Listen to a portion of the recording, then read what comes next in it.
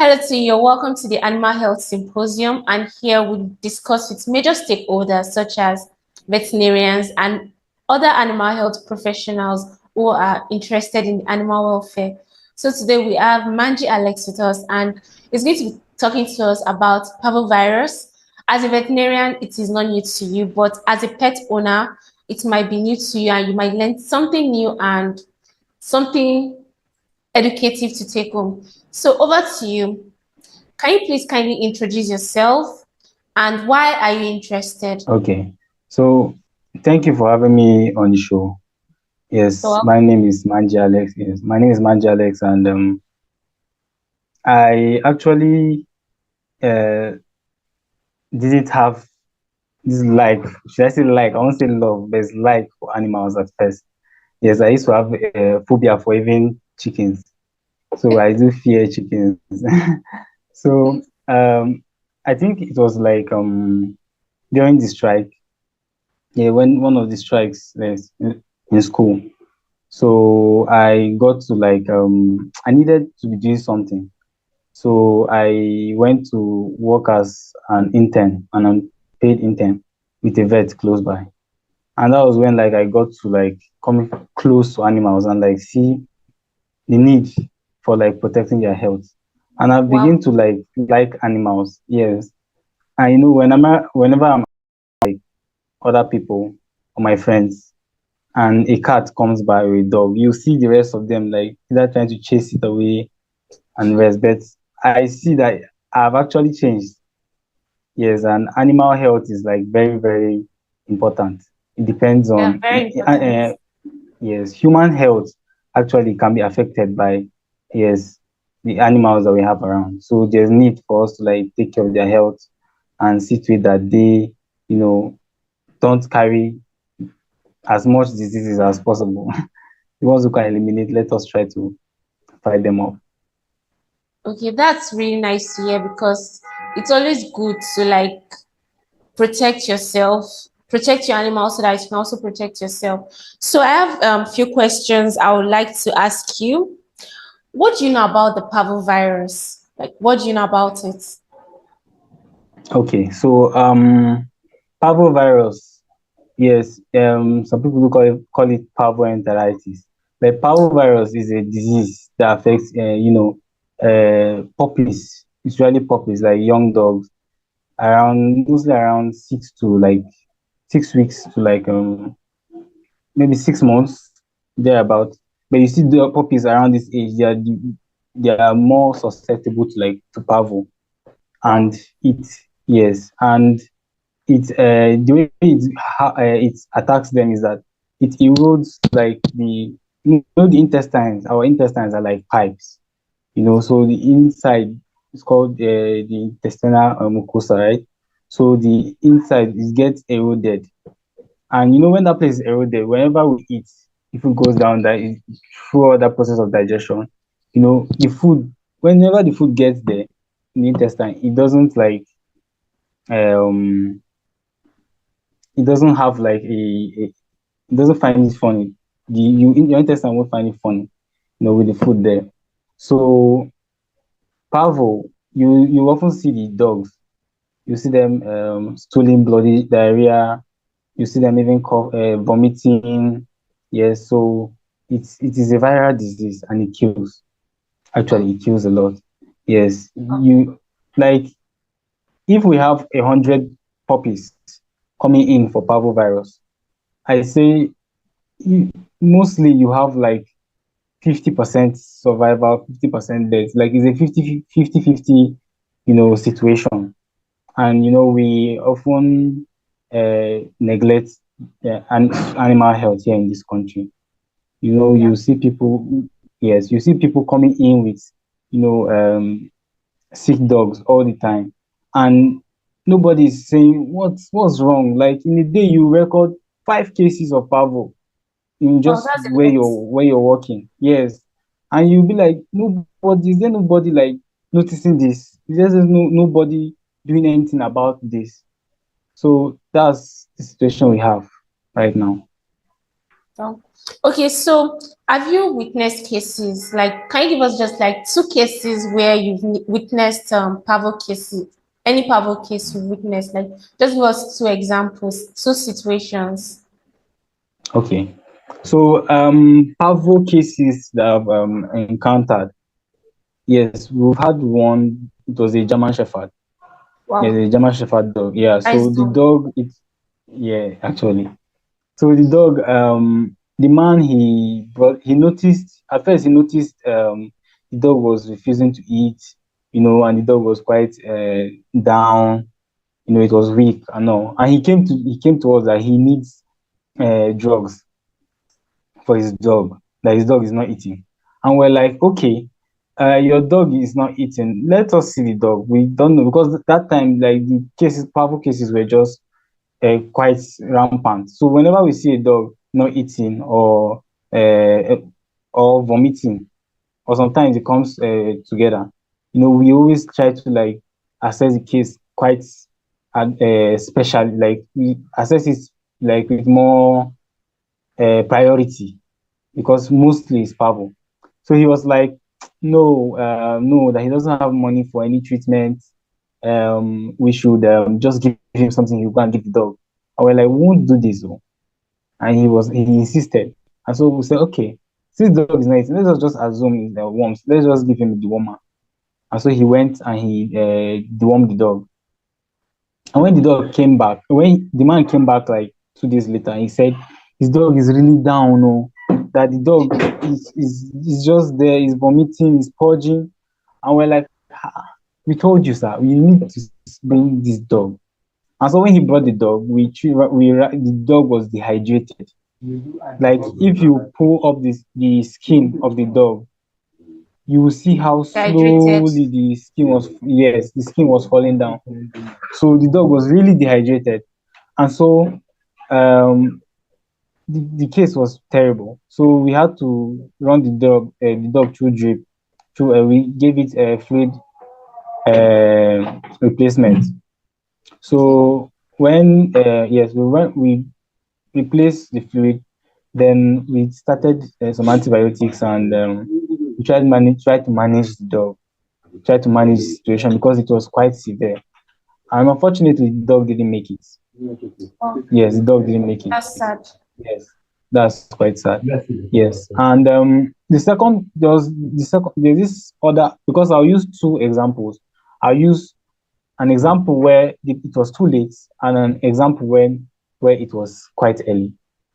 So there was a woman with her puppy, and this puppy had children love to play with the puppy very well, and so immediately they noticed the dog puppy wasn't eating. They rushed the puppy down to the clinic, and we saw, okay, yes, Rex, that's the name of the puppy.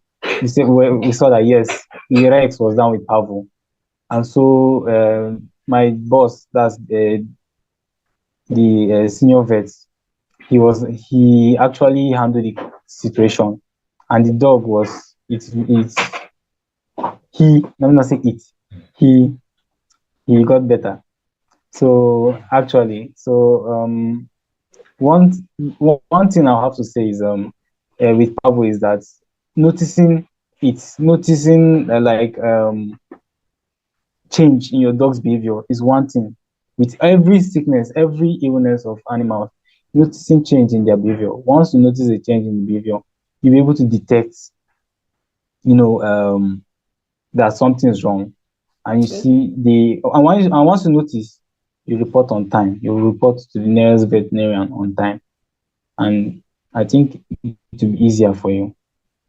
Okay, so you're advising that if they notice any signs or changes, they should report quickly to the veterinarian. So Yes.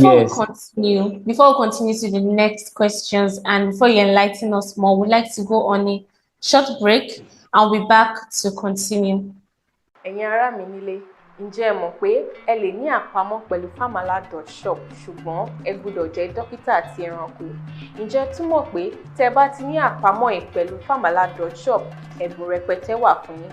Bẹ́ẹ̀ ni, ẹ ṣì mí gbọ́. Bí ẹ bá ṣe ń rà lórí àpamọ́ yín ni ẹ máa ní àjẹṣẹ́kù. Ẹ tẹ́tí sílẹ̀ dáradára.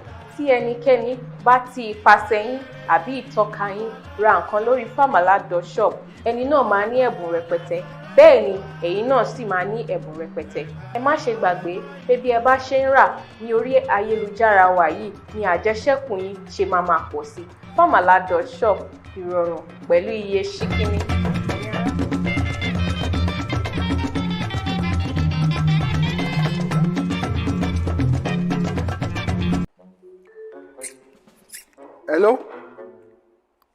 Hello, Moses. When you dey with my goose now? Getting to 3 days now, you dey tell me say my goose don't near me, don't near me. All my customers, they don't dey leave me, they go buy from other people. Where you dey? Abeg do fast jare, they don't dey leave me, make I know how I go begin dey service them, abeg.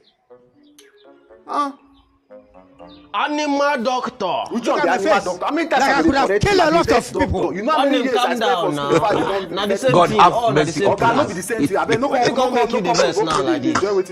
No be my driver. Getting to 3 days now, he say he don't near me, and my goods still never land. All my customers now, they don't. Are you playing? What type of other playing? customers? You never hear of famala.shop? Which one before famala.shop again? Now online marketing now. They deliver on time, quality products, and they get all the goods where you need. So you mean say all waiting that they said they sell them for you? Yes now. Serious? My guy. So you mean say if I order my goods today, I go get them Today you go get your goods. Serious? And they even get discount. If you order like a 200,000, they go do. My brother, they go do you free delivery. They go do free delivery. I'm telling you. You don't finish with that now. Make I see. Simply log on to www.famala.shop, click on register a new account. Voila! You've got yourself a brand new account ready to start shopping for all your quality pet products at wholesale prices.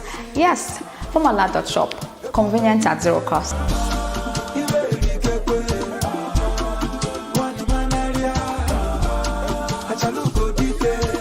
We really appreciate that you are telling us something that we can take back home. At least now, if anybody has listened to this and they've noticed some of these signs, they can easily pinpoint. But I would like to ask, what are the signs and symptoms that a pet owner might notice for them to assume that their dog has parvo? What are the signs and symptoms? Like the glaring ones that would point to Parvo virus. Yes, so majorly with Parvo virus, the two major signs you see is either the dog is vomiting or the dog is having diarrhea. That is purging. So those are the two first signs you see. But before you even see any of this, actually, you see the dog, it refuse, like the rate at which it eats will reduce. So there will be a reduction in feed intake, and with time the dog won't even have the appetite to eat. Sorry, this diarrhea, is it just the normal diarrhea? Then you start thinking it's parvo. Is there any difference in the diarrhea? Okay, so sometimes the diarrhea can come watery with maybe with it may look like what the dog just ate sometimes, but most times, especially when it's severe, the diarrhea will be reddish. We usually say it's hemorrhagic. That's you see, yes, like blood. You see it like it's bloody. Sometimes it comes as black. It comes black also, and I think that black is digested blood. Yeah, like the blood. So it comes out black sometimes, and yes, it can be hemorrhagic. So other signs that you see is the dog will be weak. Yes, it won't be eating, it will just be down, and bloody diarrhea, yes, then vomiting. Those are the major signs you see on the dog. Yeah, so you should also take note that it's mostly with dogs around 6 weeks of age to 6 months. So whenever you have a dog within that age, yes, so and you notice any of these signs, don't even play with it at all. Don't even stall and say till evening, till the next day. As soon as possible, just rush to the next veterinarian. Because I think with Parvo, the earlier the better. Yeah, the earlier the better, because you don't want your dog to die. Yes. So what are the possible managements? Like, what should we do so that our dogs will not come down with parvo? Okay. So the puppies, they do get immunity from their parents, right? From their mother. Yes. So with time, when they are born, they were born with immunity from their mothers, and so with time, this immunity it wanes off, it fades off, and so when the immunity fades off, there's a time for us to vaccinate these puppies. So we will always have to vaccinate them. You shouldn't play with vaccination. That's like the first thing. Always get a vaccination card for your dog, and you vaccinate it against all diseases. The Parvo virus vaccine, it mostly comes 5 in 1. DHLPP. It comes distemper, infectious canine hepatitis, leptospirosis, parvovirus, and Parainfluenza. I think para-influenza. Yes. So it comes 5 in 1. So we shouldn't play with this vaccine. Give them that 5 in 1. Then we also do rabies vaccine also. Yes. So there are so many other vaccines that we do vaccinate. Yes, a dog. So once you get a new puppy, you wean the puppy not too early. At least 8 weeks from the mother. Once you get a puppy, you go to the veterinarian. Then you let the veterinarian guide you on how to vaccinate your dog. Then apart from vaccine, the next thing is the way parvo is being spread is mostly through fomites. What we say fomites, they are carriers of disease that are not alive, if I should say. So your clothes can be fomites, your shoes, yes, you stepping on let's say an infection and coming into the house and all of that. So we should always keep our dogs in clean environments. We should always keep our dogs indoors. Like if you have a gate, a fenced compound, let the dog be in the house at all times. Let the dog not stray about and walking around in the environment. No, we should also, yes. So we shouldn't be keeping stray dogs. Yes, and mostly it's from the parvo virus is being shed in their feces. So we have to, whenever you notice, let's say you have more than one dog at home, and you notice a dog poop on the ground, you always try to get it away. In case one dog has it, at least you don't know how it is that you picked away. Maybe by the time you take away that feces, then you notice the one is down. At least you'll be able to save the other. So I think that's it. Okay, so before we round it up and we call it a day, I would like to tell you, what is your advice to pet owners? Just make it short. Tell them what you advise them to do so that their dogs will not come down with parvo. Okay, so like a general advice. Yes, so not just for parvo. I won't limit it to just parvo. I'll limit it to all canine dog, all animal diseases. One thing about animal, yes, apart from working with animals, I also do rare chickens and I do rare chickens, broilers.